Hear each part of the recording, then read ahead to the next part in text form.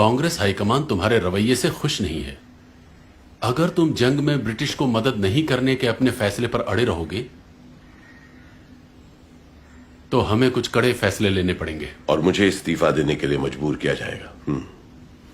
सुनो जवाहर, चाहे जो भी हो जाए, मैं कभी उस साम्राज्य का समर्थन नहीं करूंगा जिसने 200 साल तक हम पर बेरहमी से राज किया, और मैं कभी भी फिरंगियों के लिए भारतीय सैनिकों के बलिदान का समर्थन नहीं करूंगा। अगर उन्हें लड़ना है तो उन्हें भारत के लिए लड़ना होगा, मातृभूमि के लिए। सैनिकों के जरिए हिंसा करना, भले वो आत्मरक्षा के लिए हो, किसी समस्या का हल नहीं है सुभाष। अहिंसा का मार्ग जो हमें बापू ने दिखाया है, हमें उसी पर चलना होगा। आजादी कोई भीख नहीं, यह हमारा अधिकार है, और अधिकार मांग कर नहीं, छीन कर लिया जाता है। तुम्हारी सोच एकदम गलत है सुभाष। हिंसा से कभी कुछ हासिल नहीं होता। भारत की आजादी का एकमात्र उपाय है अहिंसा, मेरा ये मानना है।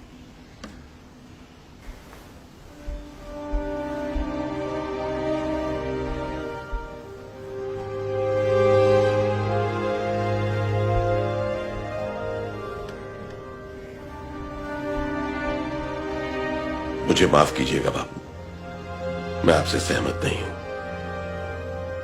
आप लोग अपने तरीके से आजादी के लिए लड़िए, मैं अपने हिसाब से लड़ता हूं।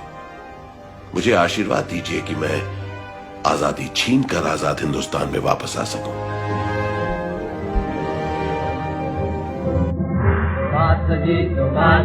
वो जाने हिंद आ गए है नाग जिससे हिंद को वो शान हिंद आ गए। वो जाने हिंद आ गए है नाग जिससे हिंद को वो शान हिंद आ गए। जिस आदमी ने, जिस शख्स ने और जिसके सैनिकों ने हमें आजादी दी, आपने उनको जिंदा दफना दिया।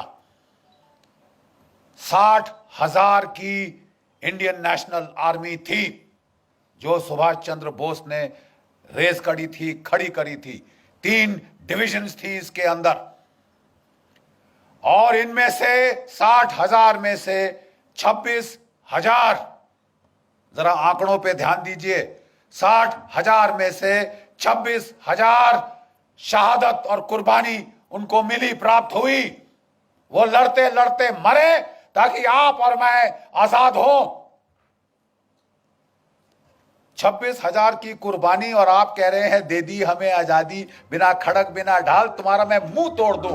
सुभाष जाने हिंद है, सुभाष शान हिंद है, सुभाष मान हिंद है, सुभाष मान हिंद है।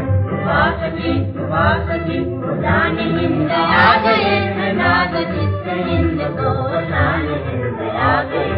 हमें अपना खून बहाना है, हमें कुर्बानी उठाना है। कोई बात नहीं है, हम जिंदा रहेंगे या तो मरेंगे, कोई बात नहीं है। सही बात यह है, अहम बात यह है, आखिर में हमारी कामयाबी होगी, हिंदुस्तान आजाद होगा। हमारे अतीत में छुपा हुआ एक बहुत बड़ा धोखा है। ब्रिटेन ने भारत को आजादी दी, इसकी बड़ी वजह थी आजाद हिंद फौज के सैनिकों के बलिदान से पैदा हुई राष्ट्रवाद की भावना। वर्ष 1945 से वर्ष 1991 के बीच क्लेमेंट एटली ब्रिटेन के प्रधानमंत्री थे। इसी दौरान भारत को आजादी दी गई, यानी जब भारत आजाद हुआ तब एटली ही ब्रिटेन के प्रधानमंत्री थे। आजादी के बाद क्लेमेंट एटली ने भारत का दौरा किया था। उस वक्त पश्चिम बंगाल के कार्यवाहक गवर्नर जस्टिस पीबी चक्रवर्ती थे। वो कलकत्ता हाईकोर्ट के चीफ जस्टिस थे। जस्टिस चक्रवर्ती ने इतिहासकार आरसी मजूमदार की किताब अ हिस्ट्री ऑफ बंगाल के प्रकाशक को एक पत्र लिखा। इस पत्र में उन्होंने लिखा कि जब मैं गवर्नर था तब भारत को सत्ता सौंपने वाले ब्रिटेन के पूर्व प्रधानमंत्री एटली ने कोलकाता के राजभवन में 2 दिन बिताए थे। उस समय मैंने आजादी के वास्तविक कारणों के बारे में उनके साथ लंबी चर्चा की। एटली के लिए मेरा सीधा सवाल यह था कि महात्मा गांधी का भारत छोड़ो आंदोलन कुछ समय पहले ही खत्म हो गया था और 1947 में ऐसी कोई परिस्थिति नहीं थी कि ब्रिटेन को जल्दबाजी में भारत छोड़ना पड़े। इसके जवाब में एटली ने पीबी चक्रवर्ती को कई कारण बताए भारत छोड़ने के। एटली ने कहा कि नेताजी सुभाष चंद्र बोस की सैन्य गतिविधियों की वजह से भारत की सेना और नौसेना के सैनिकों की वफादारी ब्रिटिश क्राउन यानी ब्रिटिश राज के प्रति कम हो रही थी।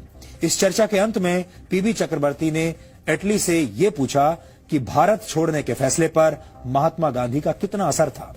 इस सवाल को सुनकर एटली ने मुस्कुराते हुए सिर्फ एक शब्द का इस्तेमाल किया और वो शब्द था मिनिमल, यानी कम से कम।